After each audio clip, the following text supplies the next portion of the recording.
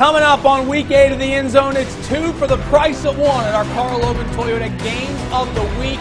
We had 2 fantastic football games and some great highlights.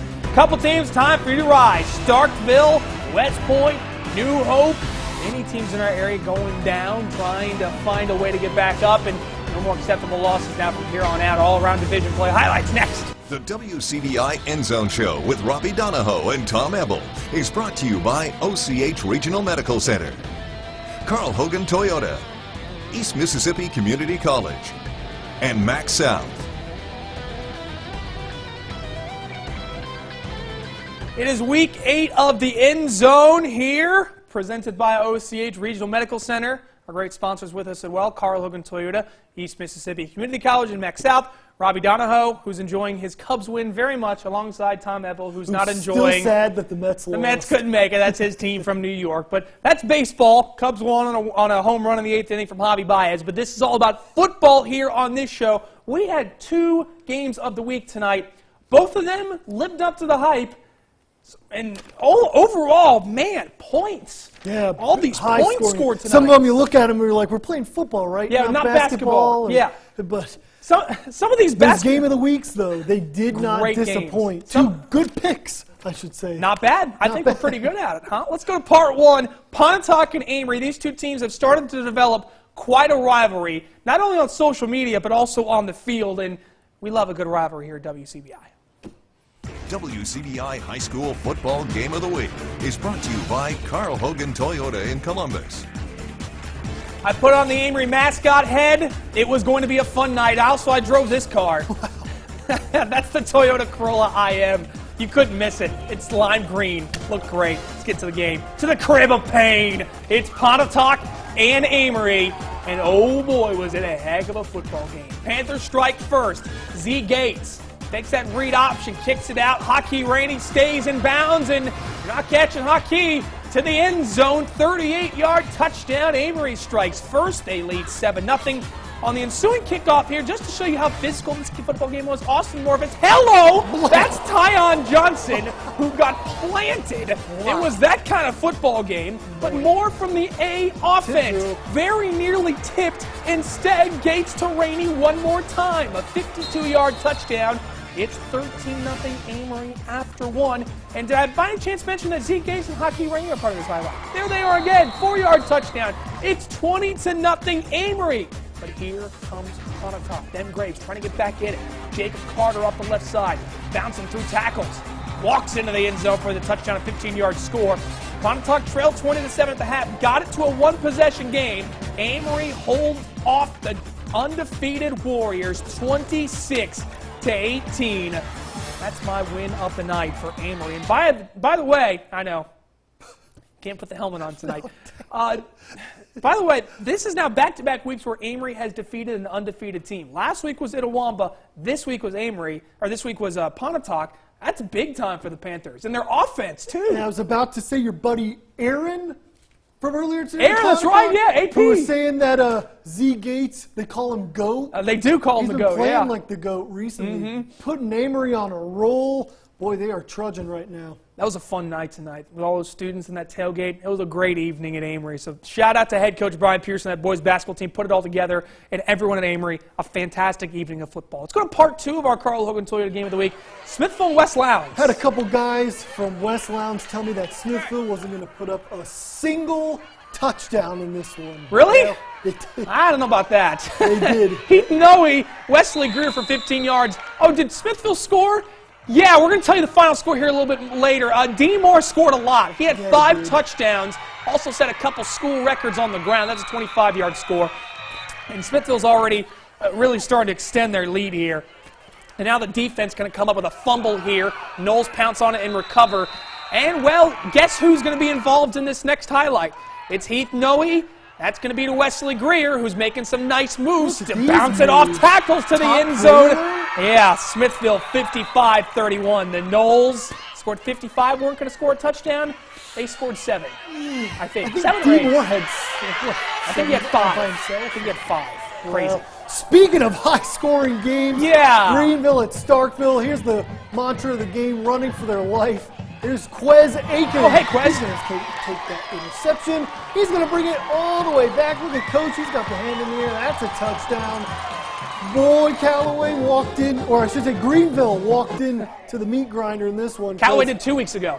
Aiken. There's Quiz Aikens again. Like, I'll take another one. This is on back-to-back possessions. Back-to-back possessions for Greenville. Back-to-back interceptions for Aiken. He almost takes this one back, but he'd set up this one. Ben Owens gets the start for the Yellow Jackets. He's going to toss this beauty to Cameron Gardner. Check out this catch. Great catch. By the big man going low, scooping it up. Starkville wins 70-0. Oh, 70. Okay. Well, that's it. Almost breaking the school record for points. What do you have, West Point? Boy, well, it's another tune-up game. Here's West Point and Center Hill. Look at this sign. Your mom called, you left your game at home. No respect. Actually may be a solid reference there, because Center Hill sort of did.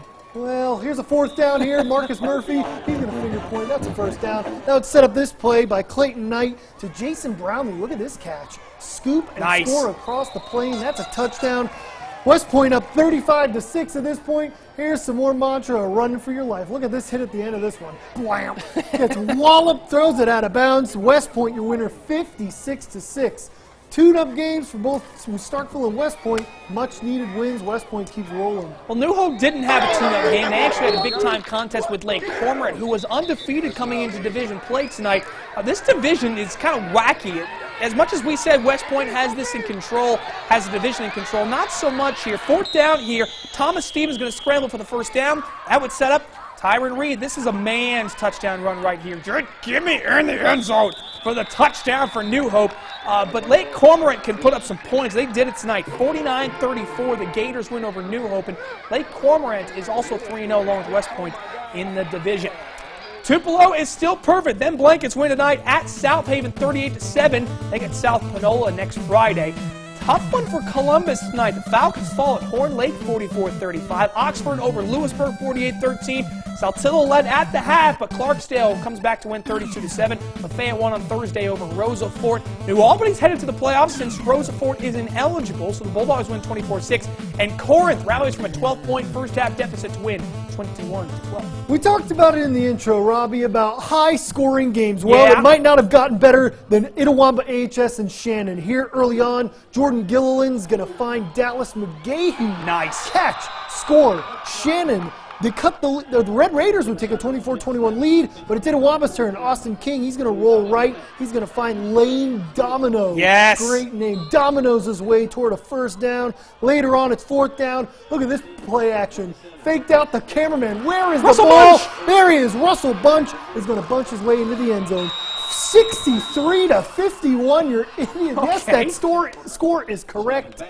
Boy, big win by the Indians over in Shannon. There are a lot of points in Caledonia and Louisville as well. Not as many as Itawamba and Shannon, but still quite a few for these two offenses that are starting to get it together here. Zion Ford going to start things off with an 11-yard run here. Going to pick up a first down, but on the next play he would cough it up. Louisville's going to pounce on it. They recover, so they would take over. Now, they would drive inside the 10 on a fourth down play. They're going to go for it. Deontay Yarbrough going to find Tyreek Carter, who's just out of reach. Couldn't hold him. By the way, those are checkerboard end zones, by the way, for Louisville. Cough drops and out. another fumble here. Wildcats recover. I believe that's Charles Moore that pounced on it. And then again, unable to convert on fourth down as Yarbrough's trying to punch it in but can't do so. Louisville, though, no problems. Caledonia falls. Louisville wins 42-35. When we return on the end zone in Class 4A, Houston may be the team that no one's talking about. You may need to come around to the Hilltoppers. Them Goats starting to look pretty darn good. And who owns Region 4 3A? Many teams may be putting their name into that hat. South Pontotoc, North Pontotoc, Morrill. We're going to follow the highlights from that division. And then Region 4 2A, the SEC West in high school football. We got all the highlights from them coming up.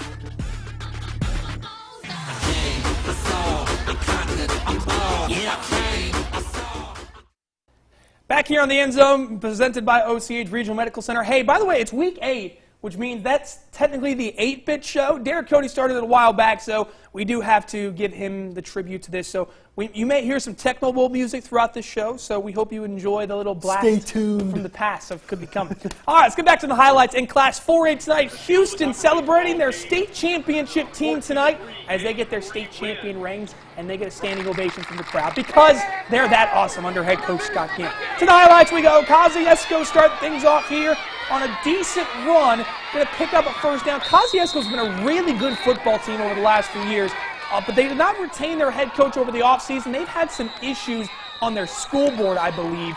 So their football team has sort of taken a little bit of a hit. Houston's going to take advantage on that as they comes up with a fumble and a recovery there. Jalen Gates had a touchdown on his first run last week against Caledonia. Not going to be nearly as successful here, but still a pretty decent gain. And then Bobby Downson going to get a decent run up the middle here for the Hilltoppers. Now Houston started to get the offense going in the second half. A little quiet in the first half, but Houston does win 32-15. League Central heading in to face our friends just south, the Noxubee Tigers. Noxubee Tigers. State champion. Here early on, Jamarcus Walker. He's going to get a 10-yard run. Watch this one of the weird. It's like, Oh, get off me. what the? Anyways, moving on. Noxubee County, they're rolling. Armani Clark here. He's going to find Kadarian Outlaw. Nice. For a 25-yard touchdown.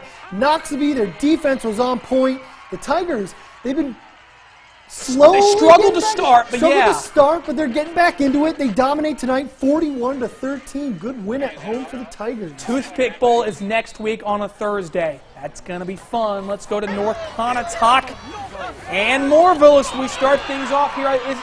We get it going here. This is a good run here Fake from punt. Moorville. It's a fake punt. Weird fake Going punt. to pick up a first down. And then a little bit later, Moorville's going to try to punch it in here. Stuffed. But North Pontotoc stuffs them, would not get into the end zone. A fourth down stop for the Vikings, and they're looking good right now. And they would continue to look good. Zay Cullens off the left side here. Haven't talked about him much this year. He picks up a good game and a first down. This was a really good football game. Give it up to Moorville for hanging tough with a really good offense from North Pontotoc. But the Vikings do prevail late, and they win 15-11 over Moorville. How about South Pontotoc? The Cougars, remember, went 4 years without winning a division game. They won their first one last week. Here, they're just going to continue to roll. They are already leading, and Trey Lynn Berry's going to add to that lead. Your opening kickoff of the second half, he takes it back to the house, a 90-yard touchdown. It's 35-13 South Pontotoc. Nettleton going to take over here. Tyler Floyd going to get the handoff here for the Tigers. Ken Thompson's team has really started to put it together, and they're looking really good over the last few weeks. Hung tough with North Pontotoc here tonight. A few plays later, Nettleton's Colton Osborne going to take the snap. He's going to pump fake, and then Remar Tolley going to pick it up, and he's going to get the touchdown. But South Pontotoc, your winners, 48-19. The Cougars looking good. Let's go to Aberdeen and Hatley. I don't know why I'm saying like that, but there's the Tigers and the Bulldogs. Cats and Dogs. Pretty normal rivalry matchup. Josh Metcalf couldn't get anywhere there. Stopped on third down, so Tigers had to punt on the third down here. Fred Fields going to go up top. How about this night's pitch and catch? Jordan Gillespie, who's running as if people are chasing him, and they would catch him at the 25-yard line. Later, Fields on the read option, going to keep it himself, and just would not be denied his points. Aberdeen wins it 48-7 tonight. Dean Dogs. Over Hatley. And to Choctaw County, now we've said it before, they need to get back into 3A North. 3A South is loaded, and Chargers ran into a really tough Kemper County team last week, and tonight the Bearcats of Forest are a really good football team as well. Here you see them going in for a touchdown right here with their quarterback. Choctaw County's been dealing with some injury issues, trying to get back into the swing of things. Had a tough one tonight. That's Coach Dillinger's son, by the way. Choctaw County would fall to Forest 48-24. Let's get to some scores. Benton County over Alcorn Central tonight, 54-6. Kotsu and Belmont were tied at the half. Aggies got to go in the second half, won 54-29.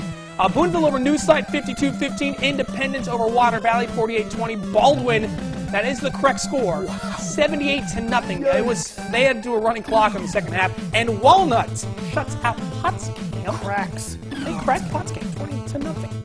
Into Region 4 2A we go. It's Okolona and Calhoun City. And the way the Wildcats are playing, they got state championships on their mind, and they could be going to one this year. Denarius Johnson going to fumble here. City's going to turn up on, and they're going to recover. And after the recovery, here comes Keyshawn Parker. This is a runaway freight train, and somehow they would catch him from behind inside the 10, and then Anfred Campbell would finish it off with a touchdown run right here. Turn Up City, 47-8. The Wildcats continue to roll. Robbie, I know you like defensive matchups. I do enjoy you defense. Love nitty gritty. I like that, yes. Miller Hancock over to Shy Link. Uh-oh. Cough drops optional. He's rumbling. Oh, boy, there he goes. Shy would not go down there. He didn't go down. He might have wanted to. Ball comes out. East Webster, or Winona recovers, but it was all East Webster all the time. Miller Hancock, he's going to scramble and pick up the first down. He's going to rumble. He's got it. He's got it. And then a couple plays later, Hancock's going to find, they're going to make up for the fumble. Here's Hancock. He's going to find Shy Link. Great name, great Nice catch, good fingertip throw. grab. East Webster wins 14-7. Good win for the Wolverines. Eupora and Bruce. Let's go to the 2A divisional matchup. Here, Jordan Glaspie, great name, is going to follow his blocker. He's moving people. Nice gain there. Trojans trying to get rhythm. Here's Cade Spratlin. He's looking. He's going to hand. Whoa, look at this pitching. Going up pass. top. Uh-oh, wrong jersey. Picked off by the Eupora defender there. But then Eupora is back in business. Here's Purston Perkins. Big fella. Big fella. Wait, which one's Big Mac? Well, that's Vincent McIntosh. Vincent He's a McIntosh. Shannon, yeah. Okay. Get my big Watch guys this pick, mixed though. up. How about this? That's a hit. great play. Check that out. Trent Hall. Great interception. Excellent catch. Great win. Great win. Bruce, 22-20 over Eupora. All right, when we return on the end zone, how about Class 2A's Epic Urchins? East Union having a historic season, and they were not going to stop winning tonight. Hadn't beat Manatee in school history. That would change. A couple teams on the rise as well. Heritage and Natawaya had some tests. They passed with flying colors. We'll show you how they did, and also we'll head into West Alabama. Sulligent, South Lamar, Pickens County, all in action, and all the highlights.